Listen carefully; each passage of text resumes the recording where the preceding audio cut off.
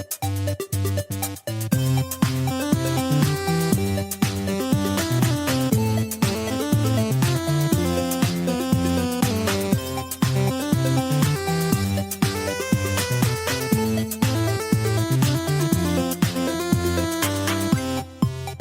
and welcome to the Unofficial Controller Podcast, your weekly gaming podcast, episode number, by my count, number 286.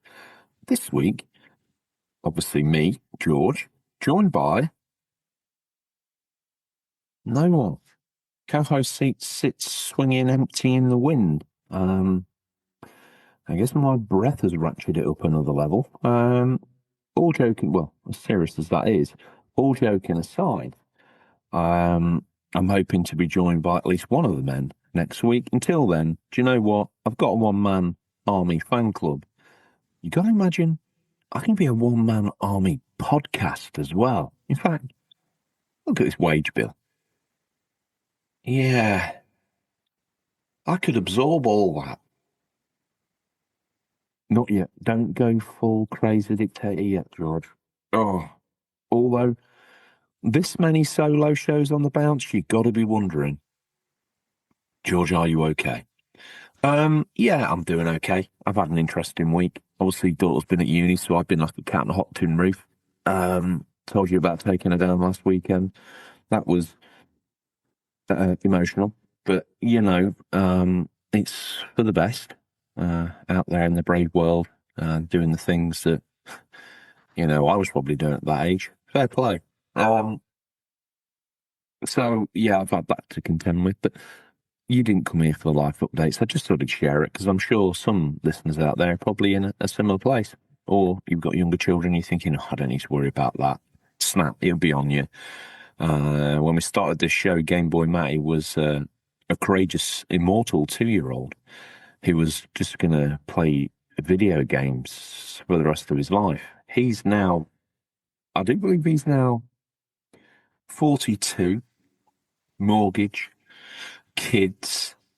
Yeah, kids are at secondary school as well now. So, you know, time moves on for us all. But you came here, you didn't. I don't really, George, I'll be honest with you, mate. I'll pay this first section lip service, but I don't give a rat's ass about your life. Tell me what you've been playing then. Give me my gaming news, you piece of dirt. You're absolutely right. Who was I to think that I could engage with you in that way? I am turned into one of those podcasters, haven't I? What an absolute piece of garbage. So then you have to ask, what have you been playing, George? Well, the Gaming Widower Chronicles continue. Persona 4, as I say, was knocked into a cocked hat by my beloved wife. I'm now watching her very happily play through Persona 5. I think the upgrades and the upticks in the story works just as I thought they would do. And yeah, we're easy over 15 hours very quickly. Just, you know, a very good game. The battle transitions are one of my favorites at the end. They kind of walk right to left across the screen. At the same time, it kind of loads, then blurs into exactly where you were. Always with the best music. Always with absolutely kick-ass monster designs as well. Dungeons, always humorous. The kind of nods to the real life, etc., etc. I don't want to lay too hard in on the Persona 5 story because there's lots for you to get into there. Unlike Persona 4, it's probably only a 10-year-old game. So looking after your honor gamers. But yeah, thoroughly enjoying watching that. But George, didn't show that what your wife plays. Right? No, I'm not courageously driving down Interstate 16 to hear what your wife been playing. No, what you've been playing. Well, let's start low. There's been a bit more MLB 14 on the Vita. George, what? Just let him cook. Okay, it's been a bit of that on there, which again looks like a watercolor reset, whatever setting I'd messed about with, and everything was back how I liked it. What, you know, very playable, not too dissimilar to the Switch 1 version of MLB that I was playing not that long ago. But visually, obviously, a little bit worse. maybe a lot worse, but on the size of the screen, I can't tell. It all looks garbage to me. But the playability's still there. Really been enjoying just sort of crunching through that nice in your hand form factor of the Vita. It's always a rewarding. Been cleaning up the Vita a little bit, just kind of. I like the bubble menu. Here you go, George. Yeah, pull up a pew, listener. George is gonna get talking about a console that's dead. Yeah, I am. I love the bubble menu, but it can be a bit overwhelming when you've got the whole screen filled with bubbles. So what I did the other day is I just pared it down to 4 bubbles on the central. What, George? What the hell, mate? I pared it down to 4 bubbles on each screen in along the center line, and then I had one of the backgrounds on the Vita that had the sort of white energy trail through it along that section. It reminds me more of the XMB like that, and which is Sony's menu system from, you could argue, the Vita and some of their TVs, I think, from that era, and obviously most infamously the PS3. I quite like that menu. I'll be honest with you, I don't know why, and I felt like the PS4 kind of the evolution was there. But the PS5, as much as it was nice to have something nice and new out the gates when we first got it, I have to this menu sometimes on the PS5. Like all these years in, I still find myself sort of halfway down the wrong road before I'm like, no, you're right. It's home button down, all the way to the right, or one flick to the left, if that works these days, and then enter rest mode and blah. I find myself sort of PS4 PTSD up in the top, trying to, like, George, what are you doing? I mean, admittedly, I am running both systems concurrently, and so the memory probably never faded of the PS4, but yeah, navigating the PS5. Hello there, welcome to my old podcast. The old PS5, forget it. Anyway, menus, gotta love them. But the one thing you gotta love about modern menus is customization. Kinda can, within reason, make them how you want. Anyway, before I got started with all of that, I was talking about the Vita. I downloaded I downloaded a game that I've played an awful lot of on there, thoroughly enjoyed, and I've downloaded again. It's MotorStorm, the remote control car challenge version they brought out for the PS3 and the Vita. Just quite a fun little game, and again, it lends itself to the Vita's controls and the kind of style of play. You kind of stood watching remote control cars. The control system kind of helps. You pan around the car a little bit, but yeah, thoroughly enjoyable. If you've ever grown up like in sort of Iron Hoffman's, supercars, those sorts of power drive within reason, you'll love this. It's so cool. I remember when I stumbled across it, I think it was maybe live, fresh and raw at the time, or maybe just post. And I said, what's this RC thing? I wanted a MotorStorm, but I don't know if I wanted. This isn't what I wanted, but it's bloody great. Which was basically the mind journey I went on. Let's have a quick slurp of my latte. There we go. Wet the whistle, as they say. Yeah, so definitely recommend that if you want a hidden gem. Georgie boy, yeah.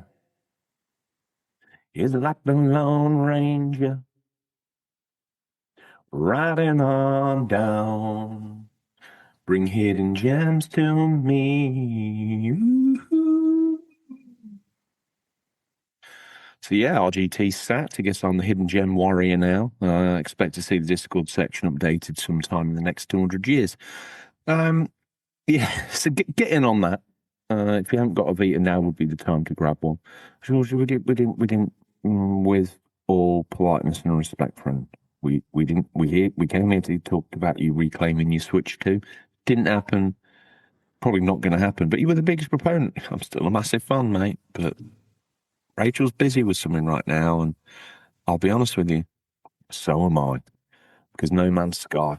Let me tell you, gents, ladies, went on an expedition the other day. Now, the expeditions, I've never even looked at my specific way of playing No Man's Sky is my very specific way of playing No Man's Sky. You know what I'm like? I'm an absolute weirdo. Role playing some weird ass sci-fi fantasy drivel in my own head, off doing whatever it is that I want to do. Some would argue that's the beauty of No Man's Sky. Appreciating that sunrise across a craggy alien mountain. Seeing that large alien aquatic mammal as you sort of swim around that next rocky outcrop into that wonderful, rich blue tropical bay. It's that moment of wonder as you see a black hole among the stars and the planets. It's about finding that rare item that you've been looking for, seeing that ship or freighter that you desire. But No Man's Sky is also one hell of a multiplayer activity, for want of a better word. Now, that's not something that I've ever dabbled in. You know, again, George, you're a bit of a weirdo, you don't really play with other people. No, you're right, I don't. So, single player kind of guy. But either way, this new Corvette thing, as you know, has got me pumped up. And I thought, well, I'll give this expedition a go. Now, it's actually quite good. I didn't like the whole, okay, I'm starting an expedition. Oh, here I am in the starter ship. Here I am crashed on a planet. Here I am. Hang on. And thankfully, there's a little bit of like a thread pulling through the expedition. So you basically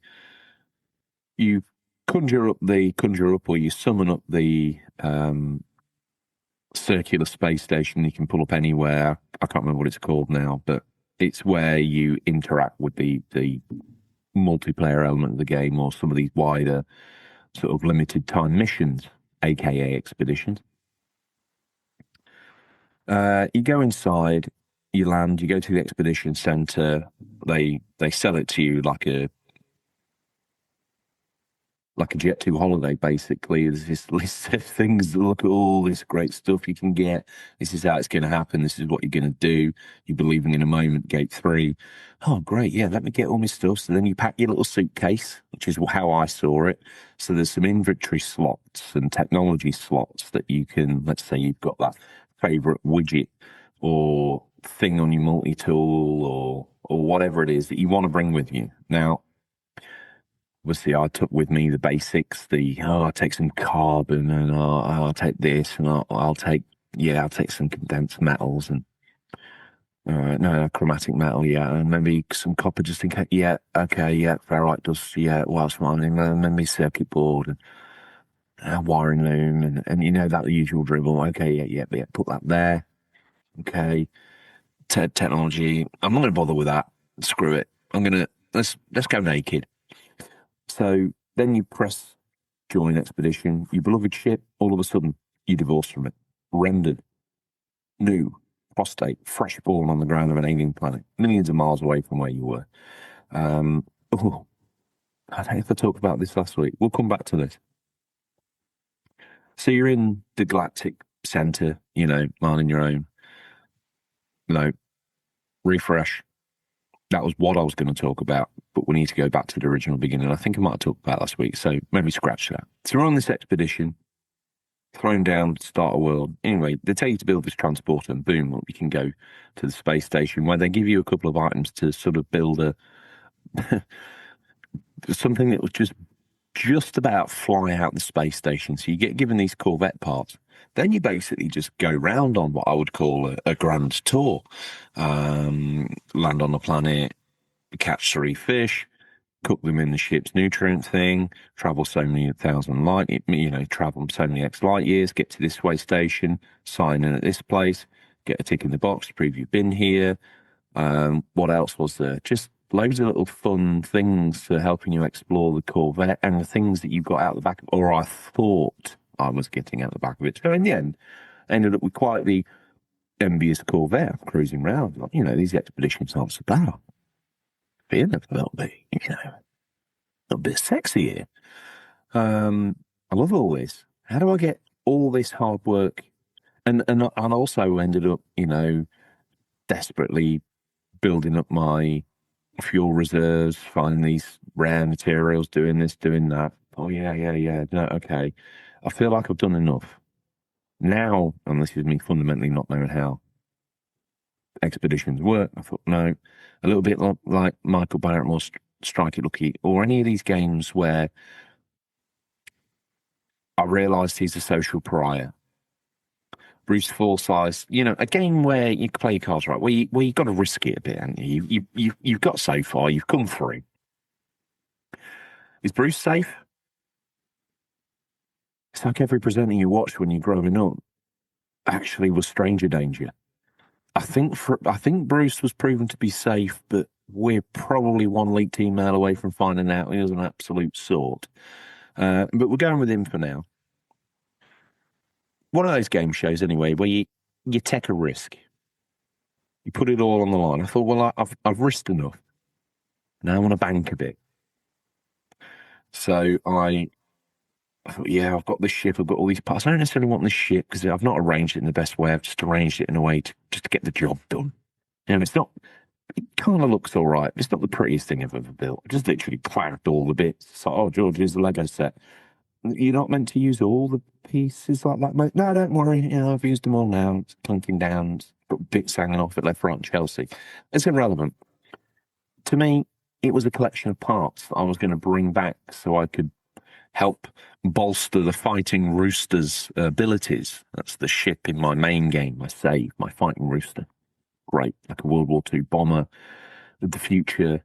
I found in-game story lore. It's already a million years old at that point when I got it. It's been around. It's got a bit of a checkered past in the universe. I found it, did it up, fundamentally okay, clagged a load of the new technologies off my old ship on it, some of the black market stuff that I had. The Fighting Rooster's back, looking kick-ass. Well, looking ropey, which is how I designed it. Very modular, but built in a time of war. These things just have to be bolted. See what I'm doing with the story? Sean Murray, if you're listening, just let me get at these expeditions, because as good as these expeditions are, as good as No Man's Sky is, I want more lore. I want gritty lore. I want facts and figures. I want stories of wars long gone. I want to see, battle fleets broken in space and like a little tourist place you can land and walk around and get the history. I know it's procedural. I know we're probably never going to get that. I know we've got the Atlas. I know we've got all that other stuff in there that if you want to get into lore a bit more, you can. And again, the stories in No Man's Sky come from our own imagination. So, yeah, to be honest, I got that excited about the Fighting Rooster. I don't know where I was going with it. Oh, yeah, bringing things back for the expedition. Yes, George, was safely navigating a Michael Barrymore. Do you know, I've seen him on Instagram. He must be in the clear.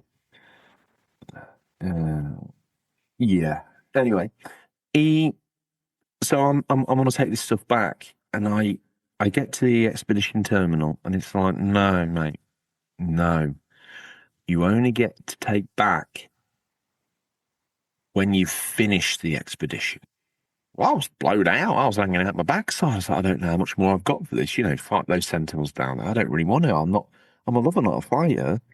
But you put me in handcuffs to get this over the line. Okay, so I'd kind of about got to my wit's end, not wit's end, but you know what I'm saying. I was a bit burnt out by the expedition. The scale of it was a bit much. But one thing that was quite rewarding is that, yes, I could come back to my own universe. No, all that stuff's in the bin. I think in the bin, possibly frozen in states on the other side of the universe. But I got from the sins because I think I completed phase 1 and I've done loads of the checkpoints, but just some of the things to get it over the line I haven't done. Like I landed on the Anomaly. That's the circular space station that I forgot the name of earlier. And I'm sure some dude nicked me last 2 Gravitino balls I needed for the silent running thing. You meant to grow plants on board, aka the name of the little mini sort of way marker that you meant to get. And then you claim your reward in there that you can use in the expedition. And then when you get all that stuff together and you finish the expedition, I think you can bring it back. So I might need to invest in that a little bit more. But I like the idea of it. I like the way they use it to give you a little bit of a tutorial and also like I said, a bit of a busman's holiday. You know, you go on one of these expeditions. It's certainly wet my whistle because I've seen some of the sort of exclusive build items and special bits and bobs you can unlock. I need to check these expeditions and find out how sort of indentured you'd be to it, really. Because it's not the way I normally play, as I say. I do find it interesting to a degree to get like the little stickers and you check off on the way station. Aesthetically, the menu and the way you go through it, a bit battle passy, but quite enjoyable. You're just doing normal No Man's Sky things to get it done. And I do believe if you finish the whole Corvette expedition, you end up with like a pet. I don't even know what it is. It looks a bit like a refiner with legs, but it's meant to be some sort of cyber mole or mouse or something. I'll be honest with you, it's not the sort of pet I'm looking for. I did have a pet in the game. I kind of like befriended a robot dog. Maybe I should see if I've still got that. Quite cool. You could label them up like pack animals. Yeah, there you are, George. Showing your true colours, mate. You land on a planet, colonise it, and then use its inhabitants as your pack animals. What an absolute piece of garbage. Uh, other than the expedition, I've just been sort of, as I say, I went back to my world and put my 3 posters that I unlocked after 15 hours of work on the wall. Kiss goodbye to the rest of it.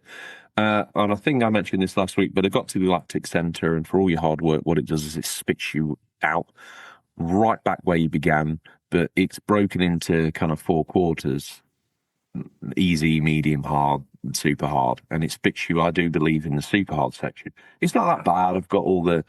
Oh, and it also damages all your technologies and all of your. And when I say all your technologies, not just your ship, not just your multi weapon, but even you. That's what. Welcome to the Galactic Center. Oh, yeah. Here's a long video of you being kicked all the way to the back end of the universe. Well done, by the way, but also in your face, pig boy. And I was then found myself awake on a very hostile planet. My beloved fighting rooster gone. A moment of panic descends upon me. I can't use my scanner. I can't do anything. I'm literally like a freshly born man back in this world.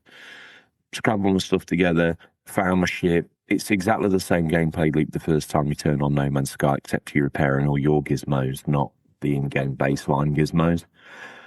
Some of the gizmos I had were super rare. Now, if I'd been thinking what I would have done if I'd known and I didn't know, was I'd have took all my technology items off and stored them in my inventory or on my freighter. And then when this happened, I'd have woken up, summoned my freighter, sorted all that out like a boss. But no, I look like that kid that just in his Peugeot 205, wet morning, felt he was Colin McRae, went in, didn't expect the leaves to be that slippy, and found himself upside down in a ditch with a magic tree lodged within his lips. And, you know, you're a young lad, so probably half a burnt Lambert up your nose, and whatever beverage that you were rolling with back in the days when the 205 was a concurrent vehicle. Probably a full fat Coke, because do you know what? You don't trust that diet stuff. Wait till you see what's round the corner in the future, son. Literal cancer in a can. Yeah, I glug it. I used to. Just for a bit of, I don't know, just to get my dander up a little bit so I could stream. Back in the days when the UCP streamed. Yeah. Don't know as we'll be I'll be rushing to do that again. COVID, it made us all do strange things, didn't it? But no one needs to basically watch me play video games for an hour or 3. If you do, head on over to the YouTube. It's your new favourite place. There's a whole playthrough of Minecraft there to laugh at and get embarrassed about. There's even a little bit of me farming. Trying to remember what else. Maybe even a little bit of No Man's Sky. So if you want to see the advancement of probably someone who felt like he was quite far up the evolutionary train of No Man's Sky then to now, yeah, quite the journey. In terms of what else I've been playing, I literally think that's it.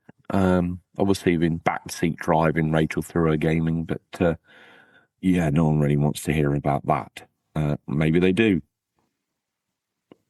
But as I say, I touched on it with my kind of oversights of her gameplay.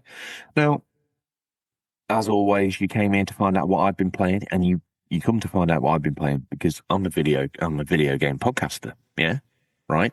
So I'm playing all the latest games. I've got an opinion on all the latest stuff. Well, no, but I just play what I like. And if there's stuff in the rotation that I'm hyped for, like Ghosts, yeah, we'll get it, we'll play it, we'll give you our thoughts. I'm excited to see how that pans out. That'd be interesting. Again, me and OG Tom talked this week, and it's like I'm trying to get a barometer on the hype train for Ghosts of Yota, and I'm struggling. Yeah, for all intents and purposes, we should be pumped. But I don't know as the industry's that pumped right now. For whatever reason, all things are depressed within it. So I don't know where that's going. Anyway, to get you what you need, we scour the darkest regions of the internet to bring you the latest stories. First up, a little bit of a consumer beware moment here. Let me wet my whistle before we rip into the news. If you're driving, obviously, if you've got a cup hole, you've got all that, take a little swiggy of pop, whatever it is. What you got in that? Message in and let me know. Again, last week I asked the silent majority, the thousands of you, to message in. I wanted to just thank you individually, mano a mano. I don't even want you to join the full scene. Just send me a little something so I can say thank you. It's literally all I want to do. You've been with me since day one.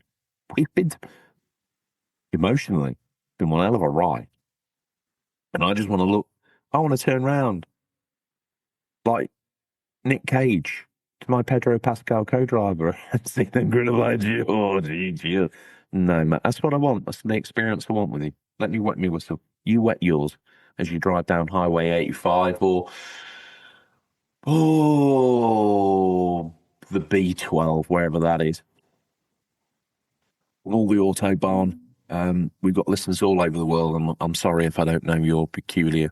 I know what you drive down. And obviously, we've got some Australian listeners, or probably not after I did my dirty dingo thing the other day, but some Australian listeners. I don't know what you ride down. Whether you drive down motorways, A roads, you're a bit British, but you're also got a little sprinkle of American.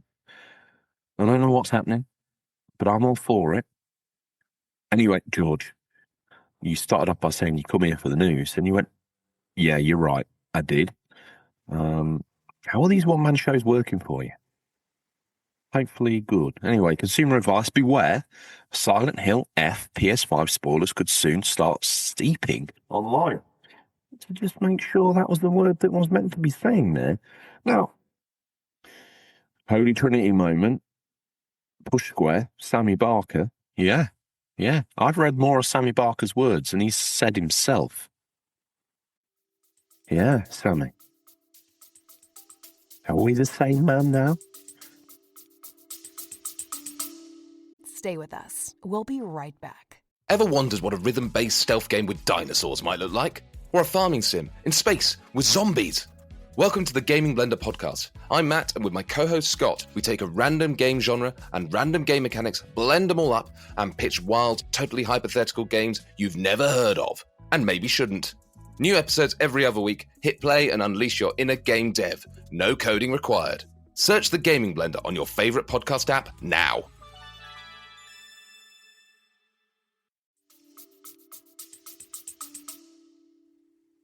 Speak a man's words long enough, and you will become that man. Silent Hill F. So it's me, Sammy Barker, on the UCP. Silent Hill F is a narrative-focused horror experience you'll probably want to experience fresh. It's problematic, then, that retail copies are beginning to break their street date and find their way into the hands of lucky consumers. While this is good news for the fortuitous individuals enjoying extra early access to the game, is still days away from release at time of writing. Even more expensive Deluxe Edition, which unlocks 48 hours earlier, will not be playable until next week. Therefore, we'd encourage you to exercise caution when browsing the internet this weekend. There's a strong possibility of spoilers getting out and spreading fast.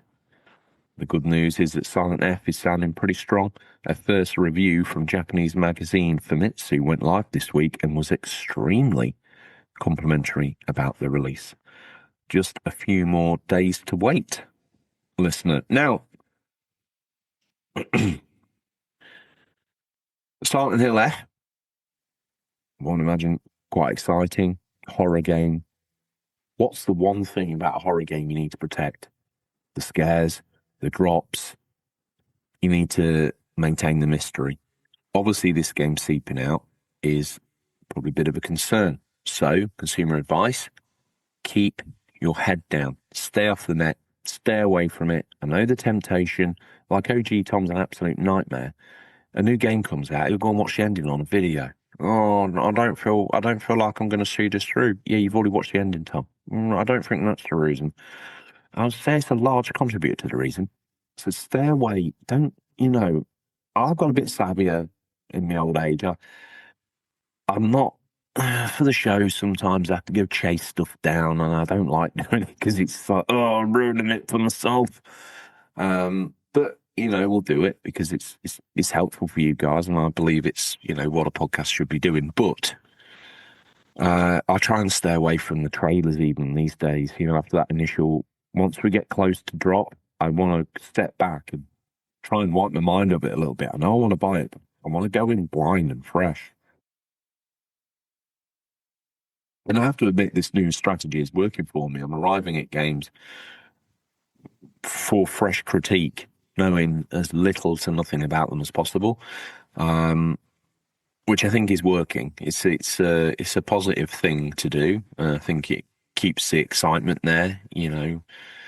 Oh, what's around that corner? Oh, I know what's around the corner because this was in a gameplay trailer that they posted up last week. So go there, do that, grab this, grab that. Oh, I think in that video I saw that there was this here, like hidden on the roof. Yeah, that really powerful. And yeah, grab that. No. It's not worth it.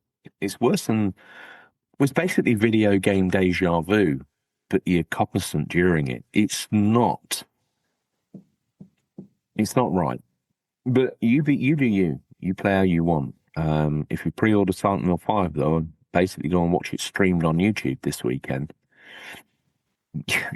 you're an idiot. But whatever makes you happy. I suppose one thing I've got for you listeners, have you ever had a game spoiled that badly that you've just ended up roaring, crying, cancelling the game? Have you ever kept so clear of all the leaks and pre-published gameplay trailers and everything, and then got a game and it turned out to be Knight Rider 2 on PS2? A disappointing and underwhelming experience if ever there was one. In my dream, they just took the San Andreas engine, basically the map, and threaded a Knight Rider story through it. It would have been absolute fire. But instead, they made us jump over jumps and just drive like a Hot Wheels car. It's so disappointing. I'm waiting for a Knight Rider game. I feel like Rockstar might be the only people that can deliver it. But I live in hope. Anyway, and don't come at me defending the Knight Rider game. Just don't. Okay? No. Up next, a bit of Ninty news as we try and do the Holy Trinity as best as we can. This is courtesy of Nintendo Life. Nintendo of America reportedly cuts loose customer service contractors as it looks to outsource. Alana Haig's piping up yesterday. This is a bit of news. I found it quite interesting because we'll talk about that at the end. A new report states that Nintendo of America is cutting loose around 200 long-term contractor jobs. It's decided to outsource its customer support services ahead of the Switch 2's first holiday season.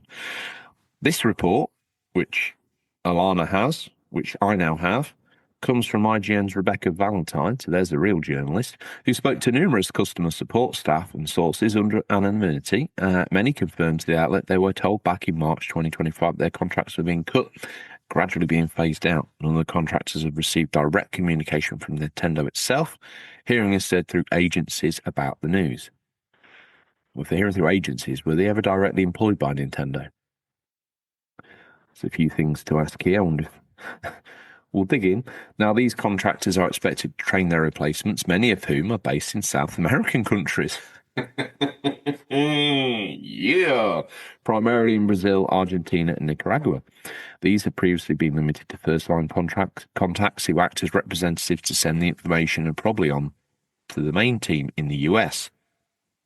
There are concerns from the sources that there will, in the immediate term, be a drop in quality of support, particularly once the fully trained agents leave, with the big N seeming to prioritise saving.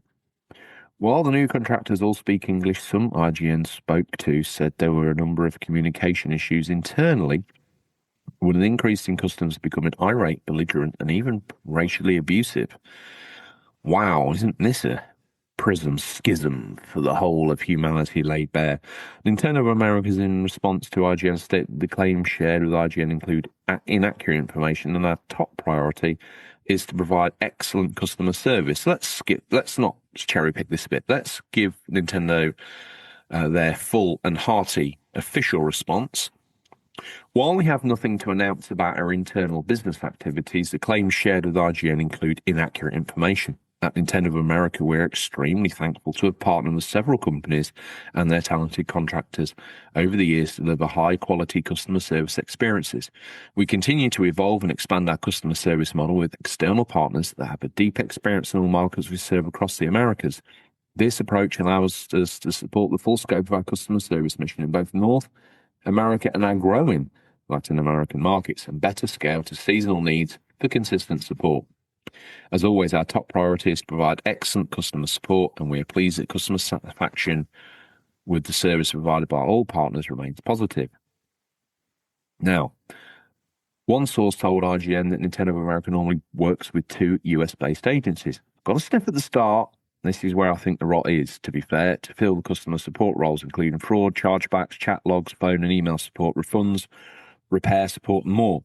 There are a few people remaining on site overseeing it, but essentially it's all going away. A former employee acknowledges the nature of being a contractor and that there was no guarantee to return after contract breaks, but feels that Nintendo could have approached things differently. I personally feel as though Nintendo could have easily hired on a bunch of the contractors as FTE, full-time employees, and had better results while saving money from having to use the agencies. It's such a volatile economy to be dumping us all into, while others echoing similar concerns, especially with the rise of generative AI in the customer support field. A lot of us are feeling betrayed, empty, like almost led on in a way. This is sadly not the first time Nintendo has cut contractors up suddenly. Back in 2024, Nintendo of America downsized and restructured its own testing department, with a reported 100-plus contractors losing their jobs. George, what does all this mean to me as a gamer? Like, do I care? Well, yes and no. As I said, I'm going to have another slurp of my rapidly chilling brew at the top of the show, at the top of this news article. There's a lot to go through here, and it is a little bit of a prism schism. I'm never going to get on board with people racially abusing someone on the other end of the phone. I think that's a bit strong. I mean, that person was just employed. They're not the enemy. Is Nintendo of America the enemy? Maybe a little bit. And here's why, possibly. Now, large corporations, especially operating outside of their country of origin, could argue Nintendo of America is a separate company, but you could also argue the import and exportation lead for the American market, and therefore could be classed as an importer or a subsidiary of the main brand, therefore not afforded what one would call full autonomy. They have a limit on headcount, money, different bits and bobs, and it's all creative accounting. And you can say, George, that's the same thing. It's not. It comes with the gap of liability. So what are you talking about? I'm talking about these outside contracts and agencies. Nintendo of America can't take on any headcount, but they've got some money they can pump through this agency. What does the agency give them in return? Headcount. Wow, so they've got staff without needing to. Yes. Now, Nintendo of America, I would imagine, comes with certain pension benefits, company perks, yada, yada, yada. These aren't rolled out to your contractors, of course, because they don't work for you. They work with you, representing your brand, and often are rolled into your company as full-time employees. You wouldn't know walking into Nintendo of America that that guy was an agency guy and that guy was full Nintendo. They know themselves in the heart of hearts and they carry it like a wounded ego around the building. But it is what it is. Now, that's all well and good. It's a natty way of either upskilling staff quickly or getting staff on board very quickly for limited money. And limited money that's not necessarily coming from certain parts of your balance sheet that you might not necessarily want that money coming from. You see? Now, that's all well and good when it ups skills and allows you to immediately roll out a very strong, and Nintendo have always had a very strong customer support program, be it game help, be it console repairs. Yes, yes, yes, there's always going to be those horror stories during the Joy-Con era. Yeah, I know it. But for the most part, Nintendo seal of quality customer support has meant that, for the most part. I think it comes from a good place anyway, and they're famous for it. Now, the world's changing. The world's changing. AI is getting frightfully good. Like, yeah, we've all seen the famous misses, but we've all seen the unbelievable nailed-on perfection that they're getting to at this point in terms of rudimentary internet searches, in terms of rudimentary help with a customer care issue, in terms of taking away that function. Now, taking away the function from Nintendo of America in North America and moving it south to Latin America, many people would be like, oh, that's outrageous, look what they're doing. Oh, that's not. There's a big market down in Latin America.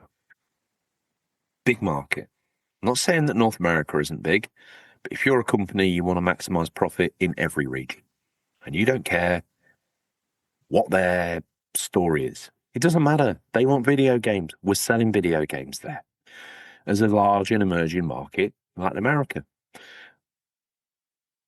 That means that office can also service North America as well. If you remove all emotion from this and sit in a boardroom in Japan, someone just put a swipe through an Excel spreadsheet box. That's literally it. And it's probably the money they needed to work out how to render the fur on Donkey Kong's ear.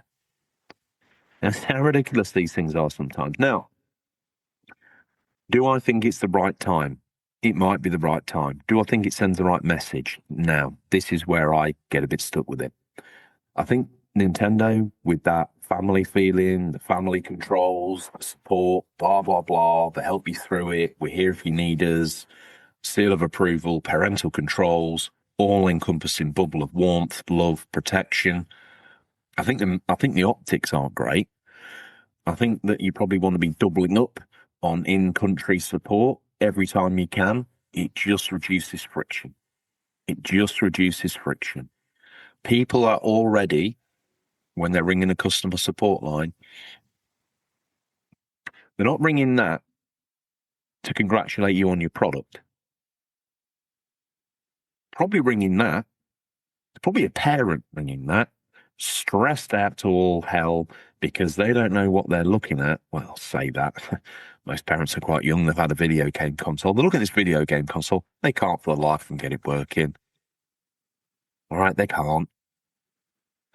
So they're ringing you. Now, they've probably done an element of self-service on Google. They've got a screaming kid wants their Fortnite. That's all they can think. Wants Fortnite. I need caffeine. I need food. I give the kid Fortnite. So they against their better judgment, ring the customer care line. And you know what? A good experience here makes or breaks brands. Makes or breaks brands. So I've always been a big believer of in-country support in every region you operate in. So the people in that region operating that product can feel comforted and warm. That's not to say you can't feel confident and warm anywhere else, but you always feel warm in your own home. You always feel comfortable and warm with your own mumsy's voice in your ear. That's probably what people are looking for when the console just set on fire. So, like I say, there's lots of metrics. It's across some things that probably we don't really want to get into on a video game podcast. Some of that racial abuse stuff, it's indicator of a wider problem that we have. That's not for me. There's no way we're doing that with this show.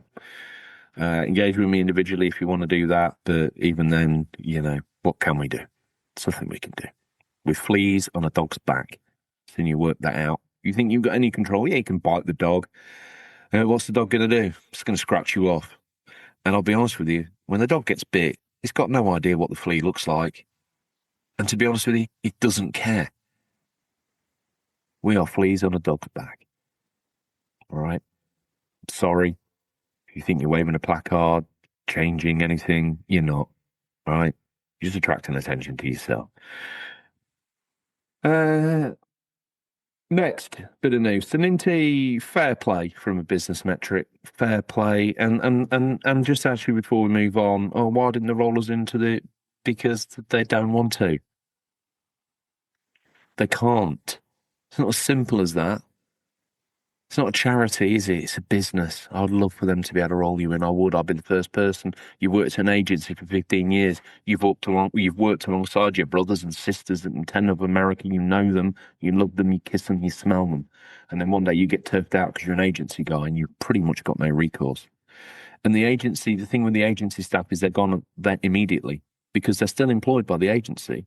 They're no longer required. They're persona non grata at Nintendo of America, you see. So they don't even have to serve notice in that premises. They just leave that day.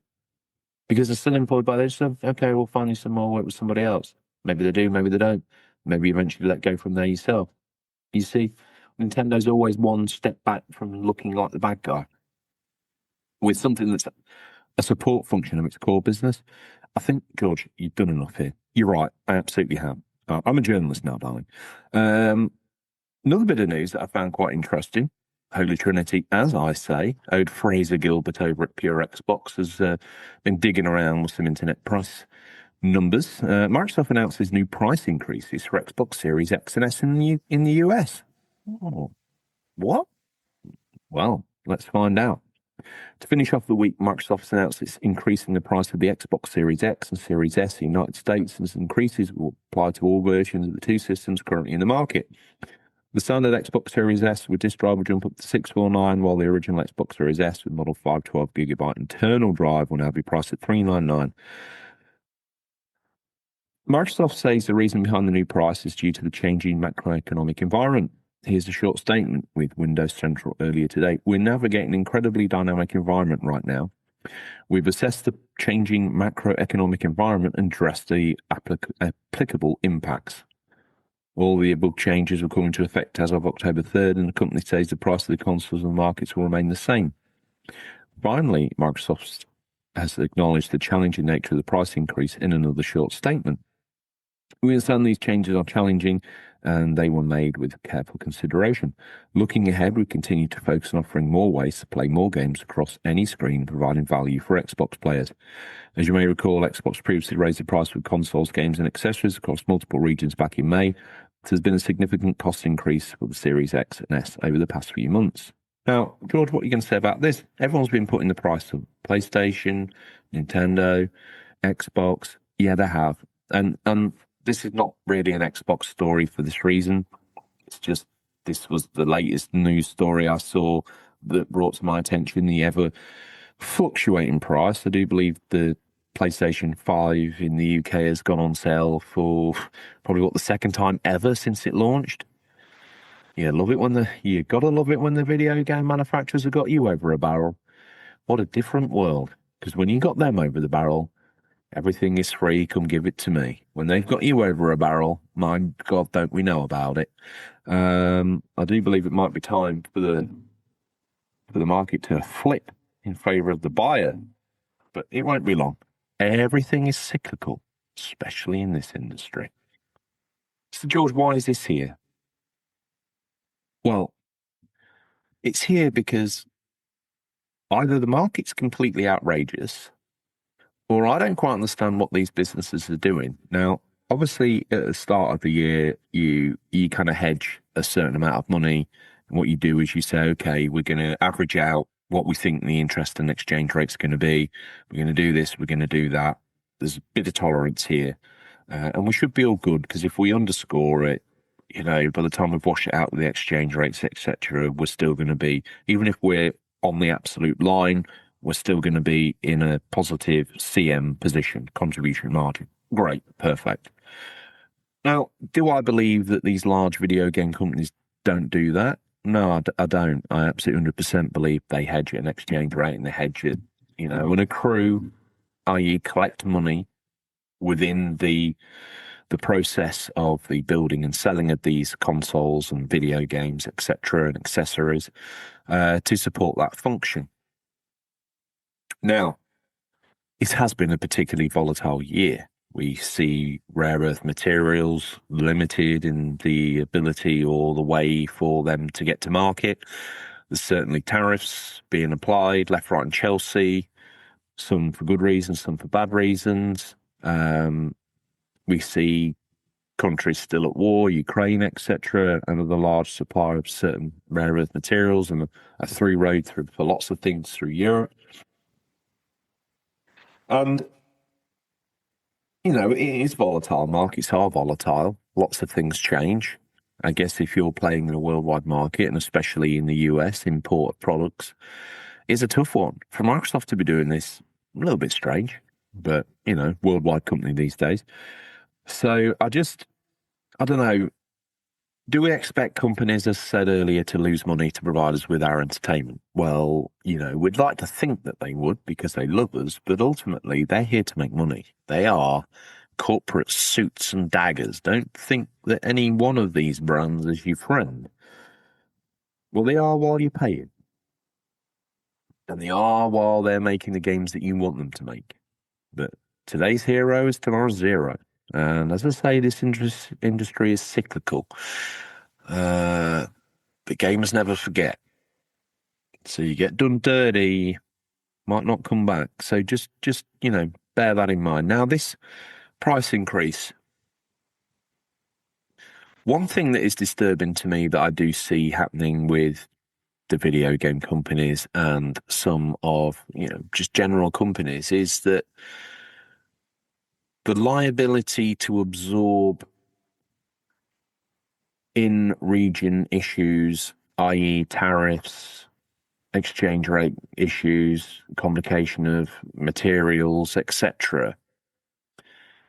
Everything is calculated to carry zero risk for the supplier, in this case, Xbox.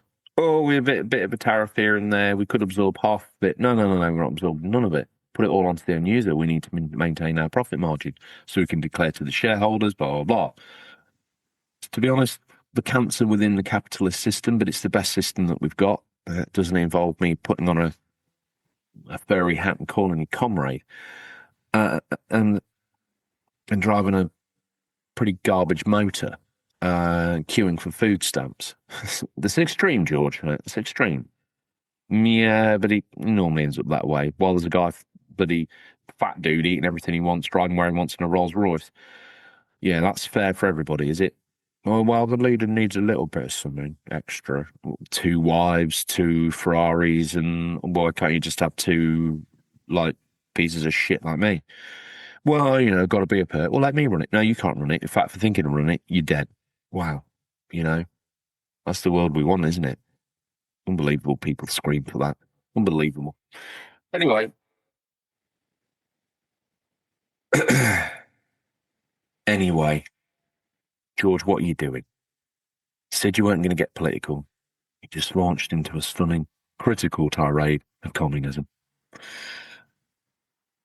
I think ultimately, I probably got a little bit sidetracked. I am rambling. I've got no one to bounce off apart from myself. The only inner voice I've got is one that basically tells me that I'm a piece of shit.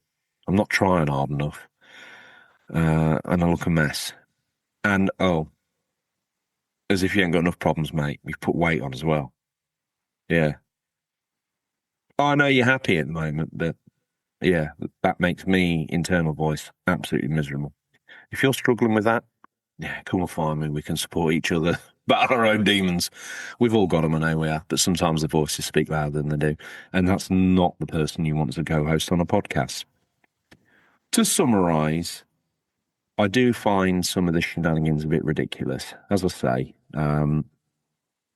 that's capitalism for you, but it does result in the consumer fully bearing the brunt of everything. Because damn, Maybe we could split it with us 50-50 because you want me to buy your product and you want to sell the products. Maybe we could split the tariff thing between each other.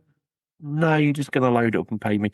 Well, we're also struggling to get, you know, rare earth materials, lithium, etc., out of the ground. So that's got harder. So you have to pay for that. Well, you want the console, don't you? Well, I do want to play one of your video games and then buy your video games and you earn more money from those. These things used to be sold as loss leaders. That was a pass, pal. You know, we don't sell them as loss leaders anymore. Everything's for profit. Oh, okay. It's going to take me a little bit of a time to get comfortable with your business mind because it's a lot. And that really swerves me into the last little comment on this. Did I or did I not say that PS6 and whatever the new Xbox is going to be damn near the thick end of $1,000? I did tell you that. This is a signpost to you that says we are well over halfway to exactly what Georgie said they were going to do to us. In fact, that clown prince just paid damn near that money for a Pro. What an idiot. And he's giving you advice on the net. I mean, no helping you. That's probably seen half the audience turn off. No, Georgie, we love you, mate. You are right in a roundabout sort of way. You take a long and rambly way to get your message home, but when it lands, we're either asleep or we're like, yeah, all right, mate. Leave him alone. He's dead already. If only I could work memes in here and this would be good. If not, you're going to have to work out what the impressions are. All that said and done, I'd love to know your opinion on price rises. Are they right to do that? Should we just pay regardless? Or is there some legs in us splitting this between us, the consumer and the seller? Because it does really feel in the consumer market right now as if you've got your arm up your back. If you dare to wander in a depressed market right now, retail confidence is down. If you dare to bimble in, it's like putting your leg in a bear trap, isn't it? Unbelievable. No one's in, no brick and mortar stores, everything's on the internet, no chance to influence a sale. They've got to rely on all of their advertising, all of their internet material to try and push you into making that decision on their side or the other side of the camp. It's not the usual thing businesses do, but we're living in strange times. So let's see where it takes us. Anyway, what's your opinion on those 3 news stories? Do you like spoilers, yes or no? Do you want to watch a video game all the way through before you play it yourself? Each to their own. But what the hell? Save yourself 60 quid and just get yourself a YouTube premium subscription and you don't have to worry about the ads. Nintendo of America, downsizing, downskilling, some would argue. I don't necessarily believe in that because ChatGPT is pretty shit, to be fair. Although, had me chasing an absolute fake angel, like just a non-thing in No Man's Sky. Are you sure? Actually, you're right. I'm not sure that's wrong. Oh, thanks, ChatGPT. I just spend half my life chasing a bloody unicorn. And then obviously these price increases. Just use the Microsoft piece to highlight the fact that prices have been fluctuating a lot lately and to just bring it to the news story so we could have a conversation. It's not a beat Microsoft moment. I do know it's a volatile market. I just wonder how they're hedging, how they have hedged, whether they did a one first year and second year, or whether they did the full year and now that's why they're having to repatriate, or maybe they just don't care about hedging and accruals and they've got a certain percentage of profit they need to make and they'll be damned that they're making it and you're paying for it. To be honest, if Uncle Bill stopped trying to buy mosquito nets and threw this money, maybe we could all have a free Xbox. Because, Bill, for all the good you're doing, you're about as popular as syphilis. But if you gave everybody a free Xbox, now I don't quite know what the kid in the remote African village is going to do with an Xbox Series X, but my God, do you know what? He's going to feel like a king for a day. Plus, do you know what? If you can get it plugged in, if you even can't get it on the TV, you can use it as a ping pong levitating machine. Yeah, we know that's the killer app of the Series X.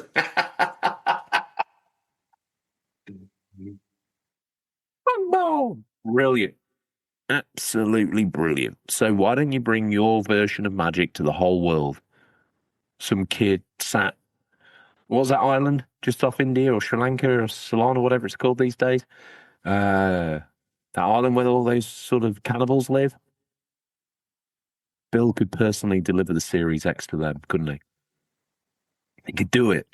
To be honest, if he stepped off a boat carrying a box black with green accents that caused the ping pong ball to levitate, one would imagine they've probably written about that in their Holy Scripture. That's what God looks like.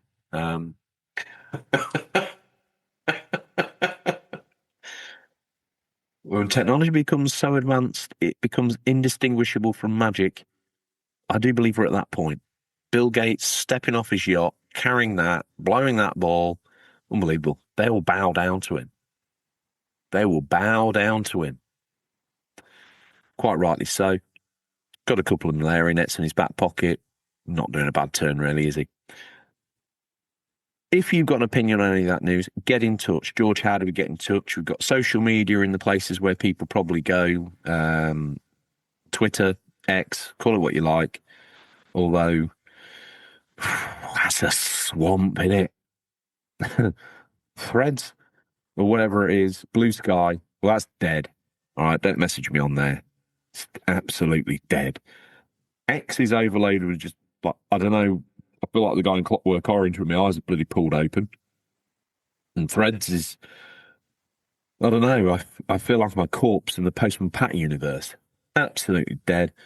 Instagram, I don't know. The swerves between dead and not dead. If it wasn't for Justus Reed or whatever his name is, welcome to my €5,000 house. I don't think I'd be on there. And look at, you get your own things going on there. Like, you've always got like these black and white Beatles clips coming at me, and yeah, you got to love the algorithm, haven't you? Aren't you into this? Well, yeah, I am, but I don't want to choke out on it. Oh, I think that's a foie gras, you little dog. Yeah, you love the Beatles, eat more of it. Well, you're making me not like them now. More of it till you're sick of them. Well, here's an advert for something as well, Beatles inspired. Me, you might want to buy. I don't want non-genuine socks. Hey, you love them, and you'll like them. Oh, God.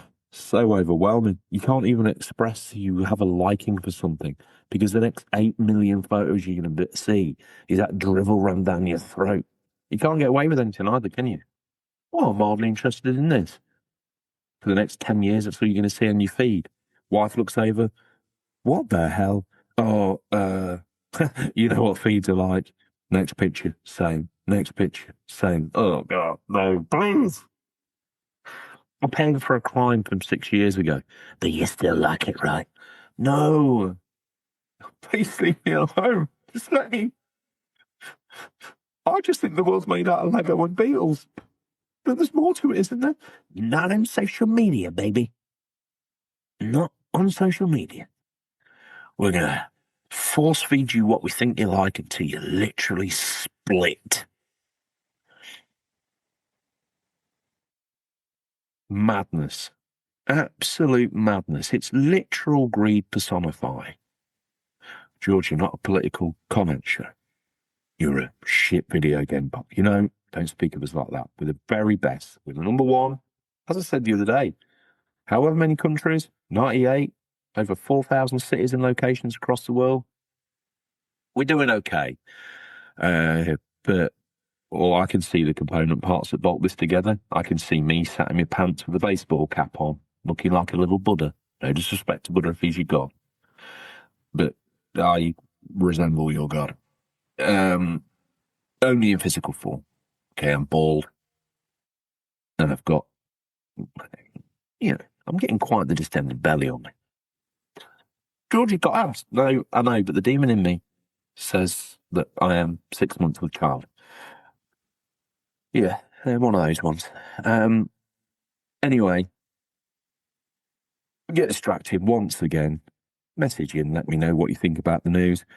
Instagram, X, or messages at questions at unofficialcontrollerpodcast.com, or, and I don't like to labour it because everyone's like, oh, well, you big up the Discord, it makes me feel like I don't want to go there. Well, let me say then, I won't mention it again. God's sake, it's not only that it's free, It's a place to hang out with your mates and find people to go on a run on Helldivers or Mario Kart World with, or help you with a trophy or what. Oh, I'm sorry. Oh, I'm sorry. Oh, look at this guy. He can't be trusted. He's trying to give us something for free. Absolutely. As is the show. Do you know what? Drag me out in the street and shoot me. What an absolute piece of garbage I must be. Oh, my God. Anyway. All right, George, we get it. It's free. All right, no pressure though, mate. No, none at all. None at all. It's free. It'll always be free, as is the Discord. If you want to get involved, make some friends, win some prizes even. You don't give stuff away on there, do you? I do. I know. What criminal? Prizes, fun, just all of the good stuff. Get involved. I want to be able to thank you personally, and I also want to see you be able to sort of further your hobby, right? Enjoy gaming with others. So it's a lonely world out there, and it's always nice to have a friendly ear to call on. It's nothing more than that, gamers, okay? It's not a sales pitch. It's just here's some free stuff that you might like to play with, courtesy of the generous the UCP.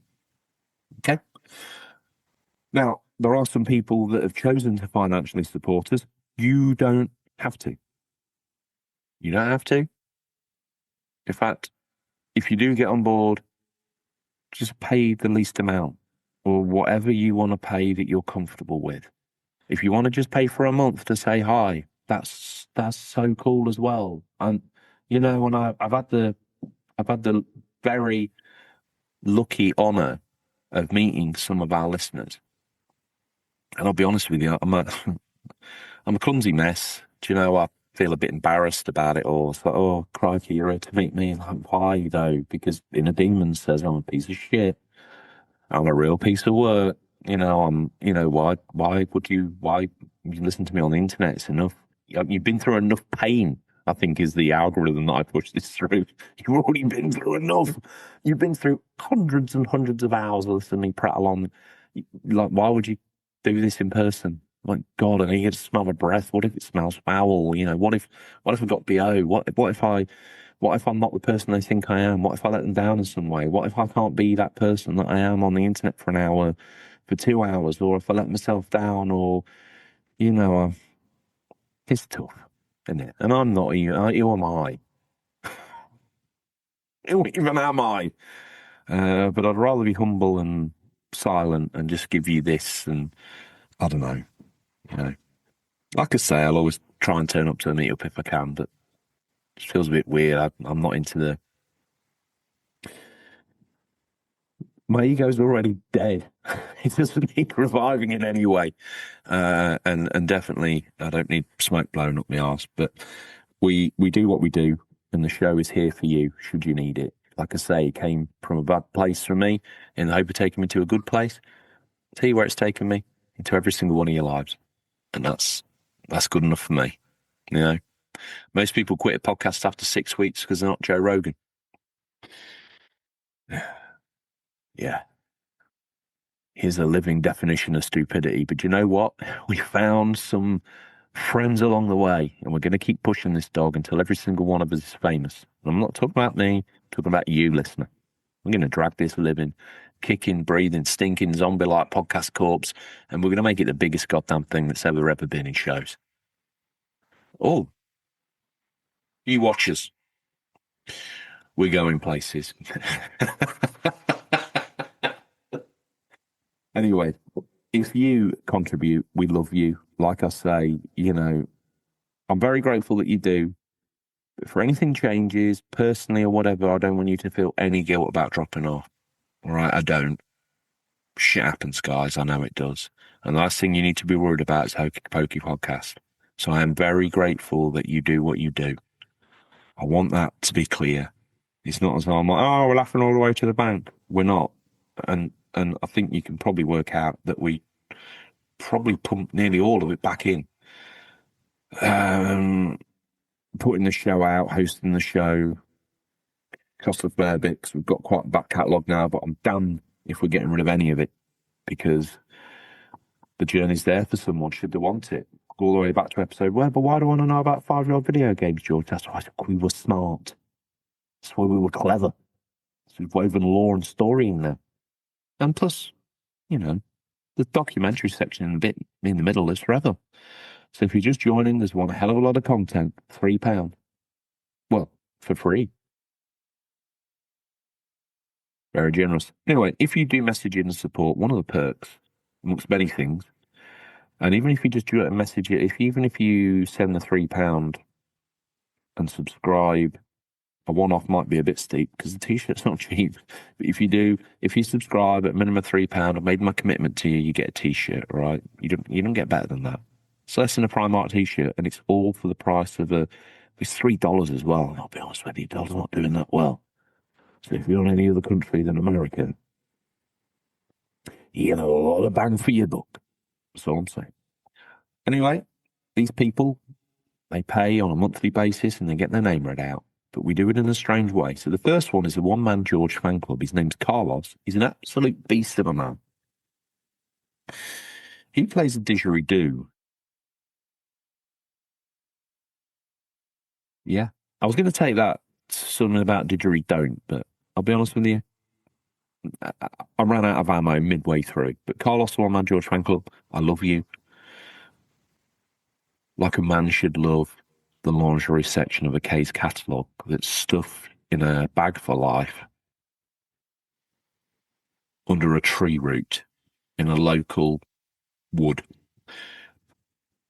That's quite a lot, isn't it? Up next, a man that's going to make sure that if this was the 1920s, you would not lose any money in the stock market crash, and you would make money because you would have invested in a tissue company for all the people that were crying to dry their tears with.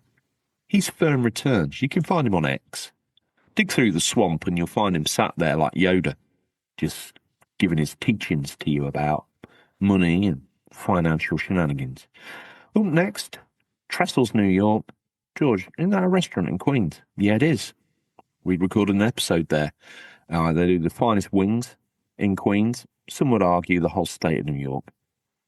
George, that's bold. That's big. It is. Trestles, New York. Go in, let them know. Get a sticker somehow. Get a sticker or something from us and get it stuck in the window. It's the unofficial home of the UCP. And I want to see a picture of some UCP graffiti. Steady, removable, easily removable stickers. That's what we want. Up next is, I said last week, is a man who helped you make space in your belly for a roast. Let's roast Space Monk. He's doing it again. He arrived at dinner time last week like a genie. He rubbed my belly and suddenly it wasn't distended anymore. It shrank down. And I was able to consume 2 rounds. Because, you do well. You think, I'll put a big effort in here. Put a big effort. You get your family members as a roaster. You go hard for a sitting. You think, yeah, I'll put a big effort in here. I'll make a big thing. Oh, look at me. I'm bigger than my belly. Kind of put the plate down. Yeah. You tear into it. I'm a quick eater. I don't know why. I guess I'm frightened like a hyena. Sort of hear a noise and I'll leg it. So I've got to get as much of me as I can. I don't know what the reason is, but my whole family are quick eaters. And God knows. I guess I had no choice, did I? Why are we here, George? Why are we doing this? Anyway, so you make a big effort and you get through it, but you get through it a bit too quick. And the mom or the woman, the senior woman, the cook of the meal, normally a matriarch of some kind, she looks over, she says, well, there's more. Now, you're caught in the quandary between, especially as an Englishman, you're caught between the quandary of politeness and physical discomfort. Now, what's an Englishman going to do when charged between politeness and physical discomfort? He's going to pick physical discomfort. So he's going to gainfully leap up, go back to the little serving area or the table, and he's going to load up again. No, you might as well finish the roasties. Does anyone else want them there looking like crying, they're sweating feet? That's not. You take your George, mate. Yeah, enjoy that. Oh, thank God for him. What an idiot for racing through that. Now, well, what about these leeks from the white sauce? Bit of extra horseradish. Might as well finish these peas. What, Yorkshire? You love a Yorkshire, don't you? Yeah, I like a Yorkshire. Yeah, I love them, yeah. Oh. Before you know it, you end up with the remaining sort of the remaining veg wasn't good enough to be dished out in the first place. Some of these sort of secondary tier vegetables are actually more enjoyable than the premium tier. A bit more burnt, a bit more ragged, a little bit more individualistic, even. You know, not the uniform, not the cut of the mill. These are the special, extraordinary things left at the bottom. You know, the black pea, the sort of grey-looking bit of carrot that no one wanted in the first place. You've had it all dumped on you like toxic sludge. You can enjoy it. You know, you also probably made the mistake of finishing your drink because you were thirsty. It was hot in the kitchen. You're like, oh yeah, I'll drink that. So you've added even more bloat to your stomach. That last peeing. That's when roast-based monk appears. BTW. Balabinkster, a fine Italian gentleman, a fine Italian heritage. Now, I'm not the sort of podcast host that would refer to an Italian as an eye tie. I think it's racially inappropriate, and I don't think it's acceptable. So let's all stand now in unison as we turn to the mighty Balabinkster and say, in fact, we turn to you all. We say, ciao tutti. We say, come stai? E tu, prego. Stammi bene. Tante belle cose. Everybody now sit down in unison. Italian national flag, anthem. Everybody stand up. Salute, sir. And we sit down, sir. Perfetto. Thank you, Balabinkster. Tingle tuner. Now, am I feeling brave enough to do one of my sort of put the podcast speaker near your wife's head? Play this, put some earphones. Tell you what, you listen to us late at night, and now you do. Tingle Tune doesn't listen normally. He likes to sneak off with his phone and his earbuds and find somewhere small, and he gets into it. He kind of secretly builds a wall of spit and paper in front of him. There's a man on his own laughing at the ridiculousness of what he's saying. And he bundles himself up and he makes this sort of screen out of paper and spit. And he puts them in, puts his earphones in, and that's how he listens. That's how he does it. And I love him for it because it's individuals that make this show what it is. Up next, he's one of the sheriffs of the Discord. There's two of them. Never forget that. Now, his colleague is going brown. Maybe DM's going pink. What a combination. No hole left unturned in pursuit of performance there. Digital Monkery, thank you for that. Bald Border, absolute stalwart. Thank you very much for your generous offer. One would say, we're going to get you a trip to Turkey. I can see you with the full Tom Quiff, and hair is a supplement of game and knowledge, which is why I know nothing and OG Tom knew everything. Up next, as I said, the second sheriff, he's going brown. Going brown. Up next this week, he raised the Ponsonbury colours. It's Ginge. He's wearing this legend has acquired himself a UCP T-shirt, the Ponsonbury family coat of arms. It's available in the download section. It's free. Okay, we can get it printed for you, or you can take the image and print it yourself. I don't mind. But if you want to wear the UCP merch, the least you can do is send a picture, or give us a little bit of money. Nothing crazy. We'll get it done, sorted for you, delivered to your house. No stress. Okay? Finest quality. As I said, very limited chance of child labour involved. There's always some chance. Small, very small chance. Smaller than average chance.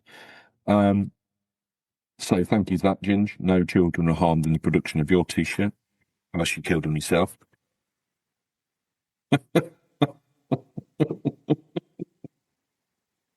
And the Lord of Darkness, he sits there malevolent as always in a throne.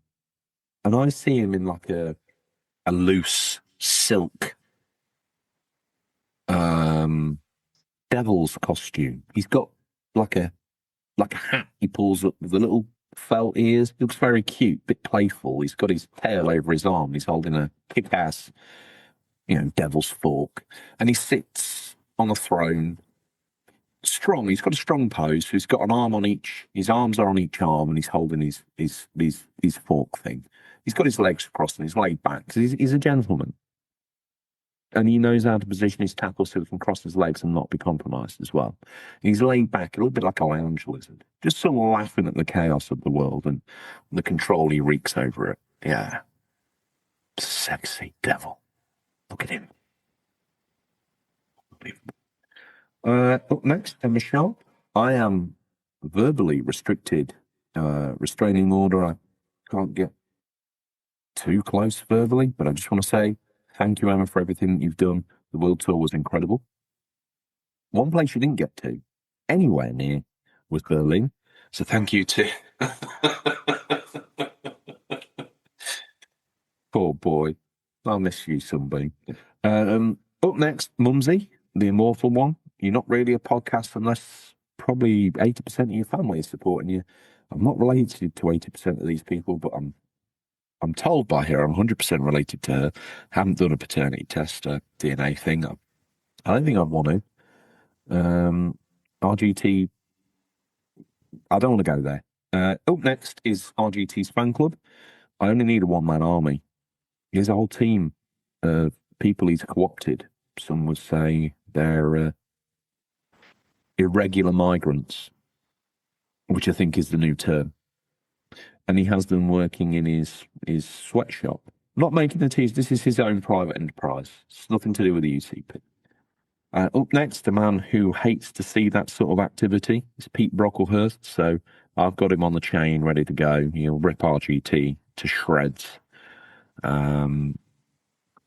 anyone's watching the Alien TV show on Disney, good God, that's good.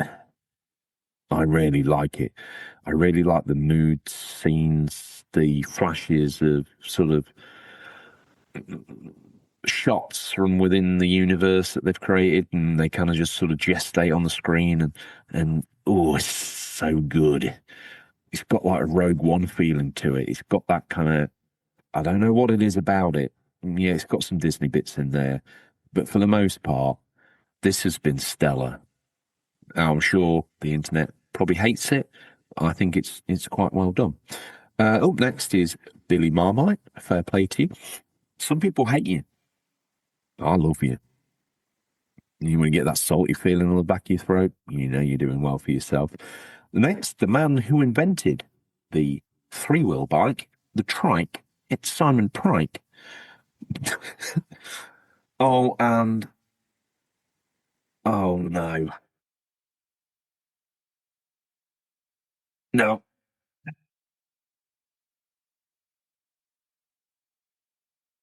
Let's go there. Okay. You're on a bike ride. You see,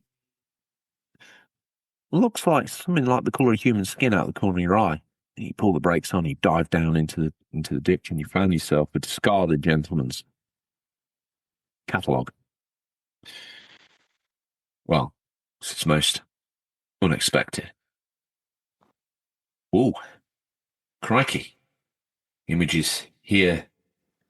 My blood feels like it's rising, boiling. What, oh, I feel compelled to look further through the pages of the gentleman's. Thank you.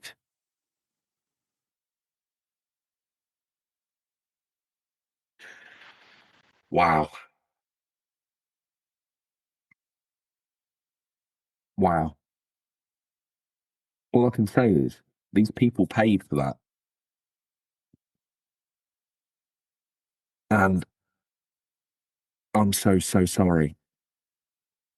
But with all that said and done, thank you to every single last one of you. Hopefully you enjoyed that. You know, on your own, it's not always easiest to come up with the funny stuff, and that's what you paid for. So if I fundamentally failed, I wouldn't be surprised to see the whole pay subscription tier collapse just when we need it to. Broaden out a little bit. But hey, you know, I just want to see some new names. You know, let's bring in the new family. That's all done. We couldn't do this without you. You know that. As I say, we try and pump everything back in that we get out, either in hosting the show or doing giveaways, prizes, supporting the people that put in and trying to give back as much as we can. Like I say, the minute you join, you get a T-shirt for your choice, whatever you want, within reason. We've got one limited edition shirt that we did that I refuse to just put into full circulation. So, you got to protect the things that people chased are rare.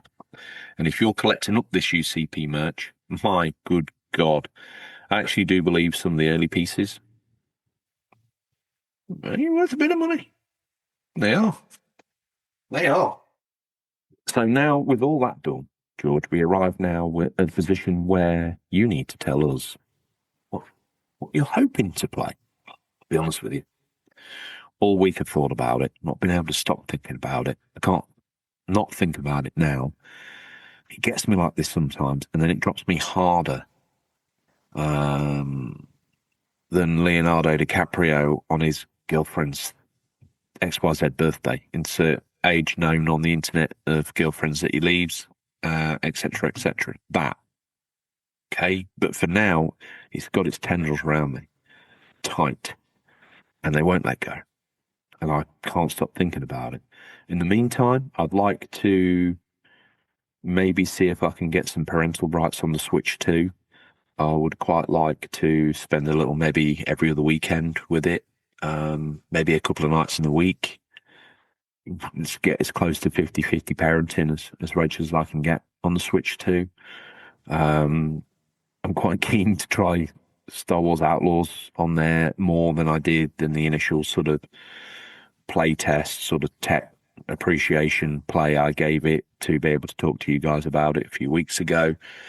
It's been really well done in handheld and 4K HDR implementation looks great, in my humble opinion. I know I'm not John Linneman, but hey, my opinion counts because seemingly I can talk to you through the medium of the internet. So I would like to have a little go on that, a little bit of a play with the I can hear the UCP cat. Hopefully it's not saying I'm just seconds away from defecating all over the floor and please let me out. That's why I got a little bit distracted. I want to play a little bit more Outlaws. Probably want to try and get a little bit into maybe even get a save going. I don't want to do the cross-play of No Man's Sky on the Switch, but maybe I should. I don't know. Let's leave that for another day. I just want a totally separate file running on there. Maybe I'll have a little go on that. Maybe I'll have to get the Switch one out. Who knows at this point? A little bit of MLB, I think, on the Vita. I don't know why, but I'm feeling cool with that. And do you know what? I know you're going to throw a load of hidden gems at me, and I've got most stuff on the Vita I could care about. But if anyone knows of anything lurking in the Vita store that is a banger that I may have missed after going through the store for 12 hours this week. And listen, I'm up for PSP games, although some of the prices on there are frankly ridiculous. I'm up for PS1 game recommendations, although I think I've been through all those about a million times. Anything on Vita I might have missed. I just, within the store, $2 or $3, dollars, whatever, nothing nuts. But like I say, I've tried a lot of, I've played, I've enjoyed like Hotline Miami. I enjoyed that Shakedown Hawaii, maybe it was called. That was great. Retro City Rampage, I think it was a version of that. That was great. Downwell was great. So also, I'm open for all sorts on there. I don't just think it's got to be on a cart or whatever. I'm specifically asking for some store recommendations. I've been trying different things that I've got in my back catalogue, PSN games that I've been given over the years. So while I'm giving the Vita a bit of love, let's try this and try that and try the other. A lot of them, I was right to swerve them in the first place. They weren't for me. I'm not saying they're not for you, but they weren't for me. So yeah, a little bit of Vita love, which is bizarre considering I've got how many handheld portable remote playing devices. Oh, and I need to see through my PSP intrigued, don't I? Got that adapter. I'm going to try it, see if it works. George, mate, what are you doing? I don't know. One could argue that's probably the sort of moment where you call it on a podcast like this. And I just want to say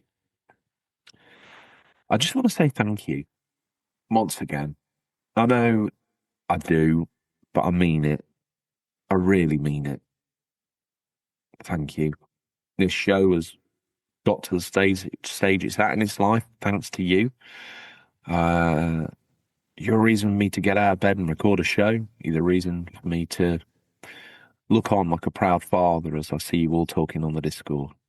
When the Discord's busy, I might not be commenting, but I'm beaming from ear to ear because I just see people happy, fun, inspired, excited, ready to, keen and eager to talk with their friends about, what they've seen or done or whatever it is. There's no better feeling. So, this week's shout out is if you're on the Discord already, and this isn't, if you're not, you do as you please. It's not my sales metric to you, but if you are on there, nothing makes me happier than seeing it busting at the seams, going on, and even the Downton Abbey section's got words in it, Just go on and everything's white. Someone's been busy. What's going on? Oh, yeah, they're into this, they're into that. And I just sit there quietly observing. Like a pervert, one would imagine. I like to think like a friendly ghost, like Casper, except without the predatory sort of chase of Christina Ricci. Yeah. And that's all we have time for this week, listeners. Always thank you for your time. We look forward to the pleasure of speaking to you again next week. Until then, happy gaming. And remember, there's nothing wrong with being given the unofficial control. It's what you do with it that counts. One-man podcasts should come with a health warning. Bare minimum.